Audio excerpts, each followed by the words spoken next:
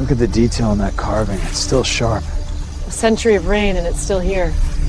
She hasn't breathed in a long time. Until now. Beneath the moss and needles, the outline of something human-made begins to appear. Weathered planks, iron nails, roots holding fast like fingers over forgotten wood.